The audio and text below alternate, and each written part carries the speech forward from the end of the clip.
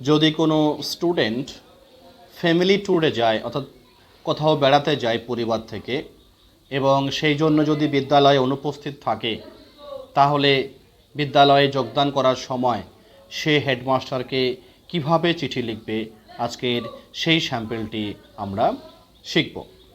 দেখো, আমরা লেখাটা শুরু করব কিভাবে।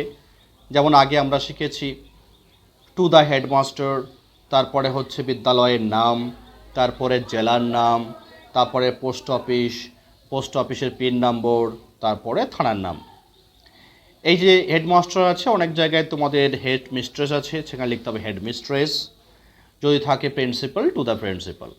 বেশ, সাবজেক্টের ঘরে কী লিখবে? Application for leave of absence. এটা কমন, এটা লিখতেই হয়, application for leave of absence. তারপর লিখবে রেসপেক্টেড স্যার, যদি এখানে ম্যাডাম হয় রেসপেক্টেড ম্যাডাম লিখতে হবে। I beg two state that I am a student of class 5 section A roll number 1 of your school. আমি আপনার বিদ্যালয়ের ক্লাস 5 সেকশন এ রোল নাম্বার 1 একজন ছাত্র। এখানে তোমাদের যে ক্লাস, সেই ক্লাস তোমরা এখানে লিখবে। অবশ্যই তোমরা রোল নাম্বার চেঞ্জ করবে এবং সেকশনও চেঞ্জ করবে। I could not attend school, আমি স্কুলে যোগদান করতে পারিনি ফর দ্য লাস্ট 2 ডেজ, শেষ 2 দিন। এখানে তোমরা লাস্ট 3 ডেজ, 4 ডেজ, 5 ডেজ, তোমরা যে কদিন অ্যাবসেন্ট থাকবে সে কদিন এখানে উল্লেখ করবে। As I had gone on a family tour, যেহেতু আমি গিয়েছিলাম একটি পারিবারিক ভ্রমণে, উইথ মাই প্যারেন্টস, আমার পিতামাতার সঙ্গে।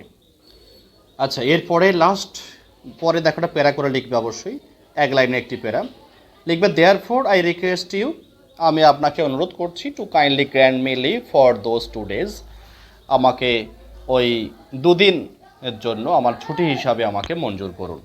হ্যাঁ, তারপরে শেষে তোমাদের লিখতে হয় ইয়োর্স অবিডিয়েন্টলি। এটা তোমাদের রয়েছে বাম সাইড, তোমরা লিখবে ডান সাইডে লিখবে যে ইয়োর্স অবিডিয়েন্টলি, তারপরে তোমার নাম, তারপরে ক্লাস, সেকশন, রোল নাম্বার, এবং নিচে দেখো যে ডেটটা দেওয়া আছে, এই ডেটটা হচ্ছে তোমরা যেদিন বিদ্যালয়ে চিঠি জমা দিচ্ছ প্রধান শিক্ষককে, সেই দিনের হচ্ছে তারিখ। হ্যাঁ, এটা আমি একটা স্যাম্পল ডেট দিয়েছি, তোমরা তোমাদের মতো করে যেদিন তোমরা চিঠিটা জমা দিচ্ছ সেই দিনের ডেটটা ওখানে অবশ্যই করে উল্লেখ করতে হবে।